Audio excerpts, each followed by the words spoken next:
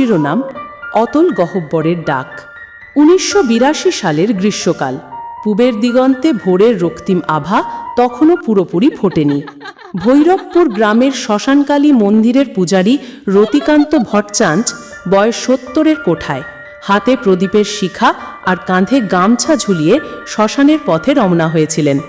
দীর্ঘদিনের অভ্যেস, ভোর না হতেই উঠে মন্দিরের প্রাত্যহিক কাজ সারতে হয়। কিন্তু সেদিন সকালে তার পদক্ষেপ ছিল ধীর, মন ভারাক্রান্ত। গতরাতের ঘটনা তাকে যেন পাথর করে দিয়েছে। গ্রামের বদ্রীনাথপুরের পাশ দিয়ে বয়ে যাওয়া সুবর্ণরেখা নদীর ঘাটে গতরাতে পাওয়া গেছে বছর ২২-এর তরুণী রাধা রানীর পচে যাওয়া লাশ। রাধা ছিল গ্রামেরই হারাধন ঘোষালের একমাত্র মেয়ে। মাসখানেক আগে সে নিখোঁজ হয়েছিল। সকলেই ভেবেছিল হয়তো কোনো যুবকের হাত ধরে পালিয়েছে, কারণ রাধা ছিল অসম্ভব সুন্দরী। কিন্তু এই পরিণতি!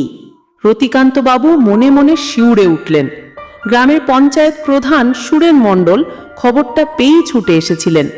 রাধারানীর শরীরের যে অংশগুলো পোকায় খেয়ে ফেলেছে তা দেখে সুরেনবাবুর মতো কঠিন হৃদয়ের মানুষও চোখের জল ধরে রাখতে পারেননি। এর আগেও গ্রামে এমন ঘটনা ঘটেছে। গত বছর নিখোঁজ হয়েছিল ছোটন, এক স্কুল ছাত্র। তার লাশও সপ্তাহখানেক পর একইভাবে নদীর ঘাটে ভেসে উঠেছিল। বছর ৩ আগে নিখোঁজ হওয়া রামুর ছেলে কানাইয়ের পরিণতিও একই ছিল। এসব ঘটনা গ্রামের সাধারণ মানুষের মনে এক গভীর ভীতির জন্ম দিয়েছে। শ্মশানকালী মন্দিরে পৌঁছতেই রতিকান্তবাবু দেখলেন মন্দির চত্বরে আরও কয়েকজন গ্রামবাসী জড়ো হয়েছে।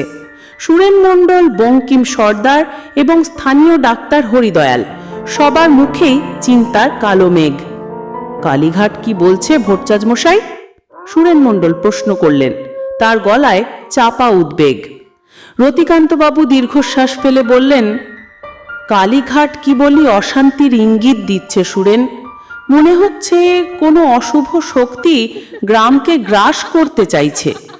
সন্ধ্যার পর গ্রামে বসেছিল সালিশি সভা। সুরেন মণ্ডল তার পক্ককেশ হাত দিয়ে সরিয়ে বললেন, এভাবে আর চলতে পারে না, আমাদের কিছু একটা করতেই হবে। বঙ্কিম সর্দার, গ্রামের সবচেয়ে বয়স্ক এবং জ্ঞানী ব্যক্তি, মাথা নেড়ে সাই দিলেন, কিন্তু কি করব? কে বা কারা এই কাণ্ড ঘটাচ্ছে আমরা তার কোনো সূত্রই পাচ্ছি না। ডাক্তার হরিদয়াল বললেন, পুলিশকে জানিয়ে লাভ নেই, এর আগেও পুলিশ এসে তদন্ত করে গেছে, কিন্তু কোনো ফল হয়নি। সভায় উপস্থিত সবাই চিন্তিত মুখে নিজেদের মধ্যে ফিসফিস করছিল। এমন সময় গ্রামের এক পাগল প্রায় বৃদ্ধ, নাম তার নকুল, হঠাৎ করে সভায় ঢুকে পড়ল। তার জীর্ণ পোশাক, এলোমেলো চুল আর অস্থির চোখ দেখে সবাই চমকে উঠল। নকুল হাসতে হাসতে বলল, তোমরা কিসের সমাধান খুঁজছ? সমাধান তো তোমাদের চোখের সামনেই ঘটছে। সবাই অবাক হয়ে তার দিকে তাকালো। নকুল আঙুল করে শ্মশানের দিকে ইঙ্গিত করে বলল, ওখানে ওই শ্মশানের পেছনে যে প্রাচীন বটগাছটা আছে তার ভেতরেই লুকিয়ে আছে তোমাদের সব প্রশ্নের উত্তর। গ্রামবাসী নকুলের কথাকে প্রথমে পাত্তা দিল না। নকুল তো বরাবরই অপ্রকৃতস্থ। কিন্তু সুরেন মণ্ডলের মনে কি যেন একটা খচখচ করছিল। তিনি বৃদ্ধ বঙ্কিম সর্দারকে বললেন, বঙ্কিম দা, নকুলের কথাগুলো একবার যাচাই করে দেখলে কেমন হয়? ও তো হঠাৎ করে এসব কথা বলছে না। বঙ্কিম সর্দার প্রথমে ইতস্তত করলেও শেষমেশ রাজি হলেন। পরদিন সকালে সুরেন মণ্ডল, বঙ্কিম সর্দার আর আরো কয়েকজন সাহসী যুবক শ্মশানের পেছনের সেই প্রাচীন বটগাছের দিকে রওনা হলো। বটগাছটি ছিল বিশাল। তার অসংখ্য ঝুড়ি নেমে মাটির গভীরে প্রবেশ করেছে। গাছটির চারপাশে এক অদ্ভুত নিস্তব্ধতা বিরাজ করে। কাছে যেতেই তারা দেখতে পেল গাছের গোড়ায় একটি ছোট্ট কুঁড়ে ঘর। কুঁড়ে ঘরের ভেতর প্রবেশ করতেই এক বীভৎস দৃশ্য তাদের চোখে পড়ল। ঘরের এক কোণে একটি ছোট্ট চৌকি, তার উপর অসংখ্য মানুষের খুলি আর হাড়গোড় ছড়ানো। দেয়াল জুড়ে অজস্র অদ্ভুত চিহ্ন আঁকা, যা দেখে গা শিউরে উঠল। ঘরের মাঝখানে একটি মাটির পাত্র, তাতে জমাট বাঁধা রক্তের দাগ। আর সবচেয়ে ভয়ঙ্কর ব্যাপার হলো ঘরের এক কোণে একটি ছোট্ট মূর্তি, যা দেখতে কোনো এক অজানা দেবীর মতো। মূর্তির চোখ দুটো যেন জীবন্ত, তার রক্তবর্ণ এবং তাতে এক ভয়ঙ্কর শূন্যতা। এই দৃশ্য দেখে তাদের বুক কেঁপে উঠল। বঙ্কিম সর্দার বিড়বিড় করে বললেন, এ তো কোনো তান্ত্রিকের ডেরা। তারা কুঁড়েঘর থেকে বেরিয়ে এসে দ্রুত গ্রামের দিকে রওনা হলো। তাদের মনে তখন কেবলই ভয় আর বিস্ময়। কে এই তান্ত্রিক? সে কেন এই বীভৎস কাজ করছে? আর গ্রামের নিখোঁজ হওয়া মানুষদের সাথে কি এই তান্ত্রিকের কোনো যোগসূত্র আছে? এসব প্রশ্ন তাদের মনকে আচ্ছন্ন করে রাখলো। সালিশি সভাও ফিরে এসে সুরেন মণ্ডল ও বঙ্কিম সর্দার কুঁড়েঘরের ভেতরের বীভৎস দৃশ্যের বর্ণনা দিলেন। গ্রামের মানুষ ভয়ে আতঙ্কে কাঁপতে লাগলো। কেউ কেউ বলল, আমরা কি এই অভিশাপ থেকে মুক্তি পাবো না? ডাক্তার হরিদয়াল বললেন, আমাদের অবশ্যই কিছু একটা করতে হবে। এই তান্ত্রিককে খুঁজে বের করে তাকে থামাতে হবে। রতিকান্ত ভট্টাচার্য এতক্ষণ চুপচাপ বসেছিলেন, এবার ধীর কণ্ঠে বললেন, এই তান্ত্রিক সাধারণ কেউ নয়। এই নিশ্চয় কালো জাদুতে সিদ্ধ। একে মোকাবিলা করা সহজ হবে না। বঙ্কিম সর্দার বললেন, গ্রামের সবাইকে একত্রিত হতে হবে। একা এর মোকাবিলা করা অসম্ভব। সিদ্ধান্ত হলো পরদিন সকালে গ্রামের সকল যুবককে নিয়ে তারা সেই বটগাছের কুঁড়ে ঘরের দিকে যাবে। রাত ঘনিয়ে এলো। গোটা গ্রাম জুড়ে এক চাপা উত্তেজনা। কারোর চোখে ঘুম নেই। বাতাস যেন ভারী হয়ে আছে এক অজানা আশঙ্কায়। সুরেন মণ্ডল নিজের ঘরে বসে সামনের দিনে পরিকল্পনার ছক কাটছিলেন। হঠাৎ তার দরজায় মৃদু টোকা পড়ল। তিনি চমকে উঠলেন। এত রাতে কে এলো? তিনি দরজা খুলতেই দেখলেন বাইরের অন্ধকারে দাঁড়িয়ে আছে একটি অবয়ব। অবয়বটি এতটাই আবছা যে তার মুখ স্পষ্ট দেখা যাচ্ছে না। কে? সুরেন মণ্ডল ভয়ে ভয়ে প্রশ্ন করলেন। অবয়বটি উত্তর দিল না। শুধু একটি পৈশাচিক হাসি শোনা গেল, যা সুরেন মণ্ডলের মেরুদণ্ড দিয়ে ঠান্ডা স্রোত বইয়ে দিল। মুহূর্তের মধ্যে অবয়বটি মিলিয়ে গেল অন্ধকারে। সুরেন মণ্ডল কোনো মতে দরজা বন্ধ করে দিলেন। তার বুক ধড়ফড় করছিল। তিনি বুঝতে পারছিলেন এই হাসি কোনো মানুষের নয়। পরদিন সকালে সুরেন মণ্ডলের বাড়িতে ভিড় করল গ্রামের সবাই। কিন্তু সুরেন মণ্ডলের মুখটা বিবর্ণ। তিনি গত রাতের ঘটনার কথা বললেন। বঙ্কিম সর্দার বললেন, সে তাহলে আমাদের ওপর নজর রাখছে। আমাদের আরো সতর্ক হতে হবে। গ্রামের যুবকদের নিয়ে তারা আবার সেই কুঁড়ে ঘরের দিকে রওনা হলো। এবার তাদের হাতে মশাল, টাঁটি, দা, কুড়ুল। কুঁড়ে ঘরের কাছে পৌঁছতেই তারা দেখতে পেল ঘরের দরজা খোলা। ভেতরে কেউ নেই, কিন্তু দেয়ালের আঁকা চিহ্নগুলো যেন আরো জীবন্ত দেখাচ্ছিল। মাটির পাত্রে রক্তের দাগও যেন গাঢ় হয়ে গেছে। রতিকান্ত ভট্টাচার্য মাটির পাত্রটা হাতে নিয়ে বললেন, এই রক্ত এখনো শুকোয়নি। তার মানে তান্ত্রিক আশেপাশে কোথাও আছে।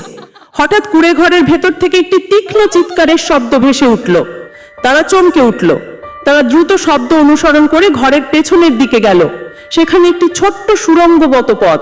সুরেন মণ্ডল এগিয়ে গেলেন। সুড়ঙ্গ ধরে খানিকটা এগোতেই তারা একটা অন্ধকার কোঠরিতে পৌঁছলো। কোঠরির ভেতরে এক ভয়ঙ্কর দৃশ্য। মাঝখানে একটি বেদির মতো কাঠামো। তার উপর অজ্ঞান অবস্থায় পড়ে আছে রাধারানী। হ্যাঁ, রাধারানী, কিন্তু তার চেহারা পাল্টে গেছে। তার চোখ দুটো রক্তবর্ণ, চুলগুলো জট পাকানো, আর শরীর জুড়ে অদ্ভুত সব চিহ্ন। তাকে ঘিরে বসে আছে একদল লোক। তাদের মুখ কালো কাপড় দিয়ে ঢাকা। তাদের হাতে ধারালো অস্ত্র। মাঝখানে দাঁড়িয়ে আছে এক দীর্ঘদেহী পুরুষ। তার পরনে কালো পোশাক, মাথায় পাখির পালক লাগানো মুকুট। তার হাতে একটি খোলা ডাল। তার চোখ দুটো যেন আগুনের গোলা। এরা কি তাহলে তান্ত্রিক? বঙ্কিম সর্দার ফিস ফিস করে বললেন। রতিকান্ত ভট্টাচার্য বললেন, এরা মানুষ নয়, এরা অশুভ শক্তি দ্বারা নিয়ন্ত্রিত। তান্ত্রিক তাদের দেখে এক পৈশাচিক হাসি হাসলো। তার হাসি শুনে কুঁড়ে ঘরের দেওয়াল কেঁপে উঠল। তান্ত্রিক রাধারানীর দিকে ইঙ্গিত করে বলল, তোমরা ওর প্রাণ নিতে চাও, কিন্তু সে তো এখন আর মানুষ নেই, সে এখন আমারই অংশ। রাধারানীর শরীরটা হঠাৎ কেঁপে উঠল। তার চোখ দুটো খুলে গেল, কিন্তু সে চোখ ছিল রাধারানীর নয়। সে চোখে ছিল এক ভয়ঙ্কর ক্রোধ আর ঘৃণা। সে উঠে দাঁড়ালো। তার হাতে চলে এলো একটি ধারালো চুড়ি। সে গ্রামের মানুষদের দিকে তেড়ে এলো। গ্রামবাসী ভয় পিছিয়ে গেল। তান্ত্রিক অট্টহাসি হাসতে লাগলো। রতিকান্ত ভট্টাচার্য মন্ত্র পাঠ করতে লাগলেন। মন্ত্রের প্রভাবে রাধারানীর শরীরের ওপর তার নিয়ন্ত্রণ শিথিল হতে লাগলো। রাধারানী আর্তনাদ করে উঠল। তার চোখ থেকে জল গড়িয়ে পড়ল। কিন্তু তান্ত্রিক আবার তার উপর মন্ত্র প্রয়োগ করলো। রাধারানীর শরীর আবার শক্ত হয়ে গেল। তান্ত্রিক বলল, তোমরা ওকে বাঁচাতে পারবে না। এই রাধা এখন শুধু একটি খোলস। ওর ভেতরের সত্তা পুরোপুরি আমার দখলে। গ্রামবাসী হতভম্ব হয়ে গেল। রাধারানী কি তাহলে বেঁচে নেই? সে কি সত্যি একটি খোলস মাত্র? রাধারানী আবার ছুরি নিয়ে এগিয়ে এলো। সে সরাসরি সুরেন মণ্ডলকে দেখালো। তার চোখে কোনো মানবিকতা নেই। সুরেন মণ্ডল আতঙ্কিত হয়ে উঠলেন। তিনি দেখলেন রাধারানীর দেহের ভেতর থেকে যেন আরেকটি অবয়ব বেরিয়ে আসছে, যা দেখতে হুবহু সেই অবয়বটির মতো যা তিনি গতরাতে নিজের দরজায় দেখেছিলেন। সেই হাসি আবার শোনা গেল, যা সুরেন মণ্ডলের মেরুদণ্ড বেয়ে নেমে গেল। তিনি বুঝতে পারলেন এই তান্ত্রিক একজন নয়, এরা একাধিক, এবং এই গ্রামের মানুষ যুদ্ধ তাদের বলি। রাধারানীর দেহের ভেতরে যে সত্তা ছিল তা সম্পূর্ণভাবে সেই তান্ত্রিকের দখলে চলে গেছে। তার মানে গ্রামে যতজন নিখোঁজ হয়েছিল তাদের সবার শরীর এখন সেই তান্ত্রিকদের নিয়ন্ত্রণে। গ্রামের মানুষগুলো একে একে সেই তান্ত্রিকদের লক্ষ্যবস্তু হয়ে উঠল। তান্ত্রিকদের সংখ্যা অগণিত, তারা ছায়ার মতো মিশে আছে অন্ধকারে। গ্রামবাসী প্রাণপণে পালাবার চেষ্টা করলো, কিন্তু অন্ধকার আর ভয়ের জাল তাদের গ্রাস করে ফেললো। সেই রাত থেকে ভৈরবপুর গ্রামের নাম হয়ে গেল ছায়া শ্মশান। আর আজও নাকি গভীর রাতে সেই বটগাছ থেকে ভেসে আসে বিলাপ আর পৈশাচিক হাসির প্রতিধ্বনি।